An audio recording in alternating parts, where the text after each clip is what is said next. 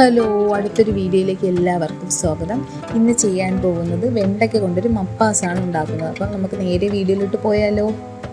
ഇത്രയും ഇൻഗ്രീഡിയൻസ് വെച്ചിട്ടാണ് നമ്മളിവിടെ വെണ്ടയ്ക്ക മപ്പാസ് ഉണ്ടാക്കാൻ പോകുന്നത്. അപ്പോൾ നമുക്ക് ഓരോ ഇൻഗ്രീഡിയൻസും ഏതാണെന്ന് നോക്കാം. 10 വെണ്ടയ്ക്ക 1 ഇഞ്ച് നീളത്തിൽ കട്ട് ചെയ്തത്, ഒരു സവാള നീളത്തിൽ സ്ലൈസ് ചെയ്തത്, ഒരു തക്കാളി സ്ലൈസ് ചെയ്തത്, വെളുത്തുള്ളി 6 അല്ലി ചോപ്പ് ചെയ്തത്, ഇഞ്ചി 1 പീസ് ചോപ്പ് ചെയ്തത്, കറിവേപ്പില 2 തണ്ട്, ചെറിയ ഉള്ളി 5 എണ്ണം സ്ലൈസ് ചെയ്തത്, പച്ചമുളക് 2 എണ്ണം ചോപ്പ് ചെയ്തത്, 1/4 പാൽ 1/2 കപ്പ്, തേങ്ങയുടെ 2/4 പാൽ 1/4 കപ്പ്. ഇനി പൊടികൾ എന്തൊക്കെയാണെന്ന് നോക്കാം. മുളക് പൊടി 1/2 ടീസ്പൂൺ, മല്ലിപ്പൊടി 3 ടീസ്പൂൺ, ഗരം മസാല 1 ടീസ്പൂൺ, ചതച്ച കുരുമുളക് 1/2 ടീസ്പൂൺ, മഞ്ഞൾപ്പൊടി 1/4 ടീസ്പൂൺ, ഉപ്പ് 1 ടീസ്പൂൺ. ഇൻഗ്രീഡിയൻസ് എല്ലാം കണ്ടല്ലോ. ഇനി നമുക്ക് വെണ്ടയ്ക്ക മപ്പാസ് ഉണ്ടാക്കാൻ തുടങ്ങാം. അതിനായി ആദ്യം ഒരു പാൻ അടുപ്പത്ത് വെക്കുക. പാൻ ഒന്ന് ചൂടായി കഴിയുമ്പോഴേക്കും വെളിച്ചെണ്ണ ഒഴിച്ചു കൊടുക്കാം. എണ്ണ നന്നായിട്ട് ചൂടായിട്ടുണ്ട്. ഇനി നമുക്ക് നേരത്തെ അരിഞ്ഞു വെച്ചിരിക്കുന്ന വെണ്ടയ്ക്ക ഇതിലോട്ട് ഇട്ട് കൊടുക്കാം. ഇനി നമുക്ക് ഈ വെണ്ടയ്ക്ക നന്നായിട്ടൊന്ന് വഴറ്റി ഇതിൻ്റെ കൊഴുപ്പെല്ലാം നല്ലതുപോലെ ഒന്ന് മാറ്റി നല്ലോണം ഒന്ന് മൊരിയിച്ചെടുക്കാം. നോക്കൂ, ഈ രീതിയിലാണ് മൊരിയിച്ചെടുക്കേണ്ടത്. ഇനി നമുക്കിത് വേറൊരു പ്ലേറ്റിലോട്ട് കോരി മാറ്റാം.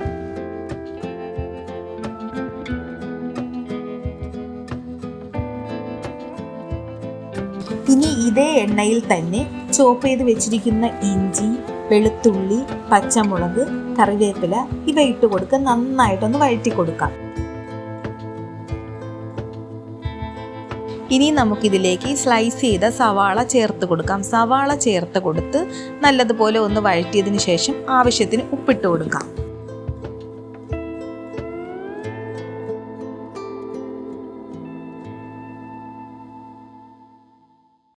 ഇനി ഇതിലേക്ക് സ്ലൈസ് ചെയ്ത തക്കാളി ഇട്ട് കൊടുക്കാം. തക്കാളി ഇട്ട് കൊടുത്തതിന് ശേഷം നന്നായിട്ട് ഇതേപോലെ ഒന്ന് വഴറ്റി കൊടുക്കുക.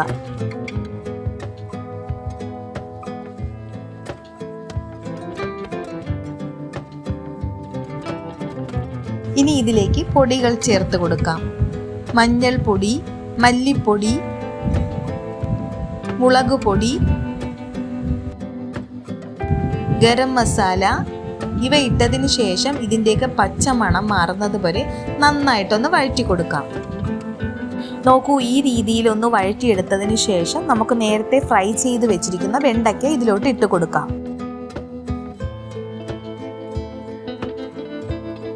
ഇതേപോലെ ഒന്ന് മിക്സ് ചെയ്തതിന് ശേഷം എടുത്തു വെച്ചിരിക്കുന്ന തേങ്ങയുടെ 2/4 പാൽ നമുക്ക് ഇതിലോട്ട് ഒഴിച്ചു കൊടുക്കാം.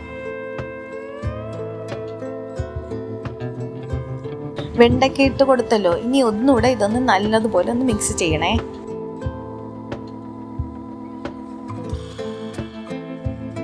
അതിനുശേഷം നമുക്കിതിലോട്ട് ചതച്ച് വെച്ചിരിക്കുന്ന കുരുമുളക് ഇട്ട് കൊടുക്കാം.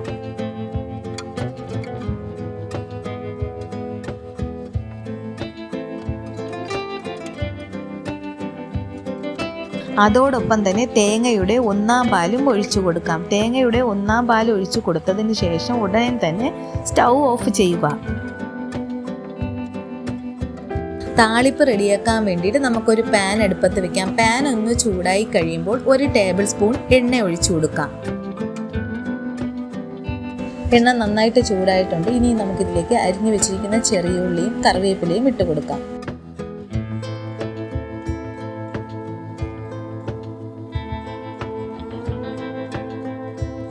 ഇതിൻ്റെ കളറൊന്ന് മാറി വരുമ്പോഴേക്കും നമുക്കിത് വെണ്ടയ്ക്ക മപ്പാസിലോട്ട് ഒഴിച്ചു കൊടുക്കാം. ഇനി ഇത് ഇളക്കി കൊടുക്കേണ്ട ആവശ്യമില്ല. കുറഞ്ഞത് ഒരു 10-15 മിനിറ്റ് അടച്ചു വയ്ക്കുക. ഇപ്പോൾ 15 മിനിറ്റ് ആയിട്ടുണ്ട്. ഇനി നമുക്കിതൊരു സെർവിങ് ബൗളിലോട്ട് മാറ്റാം.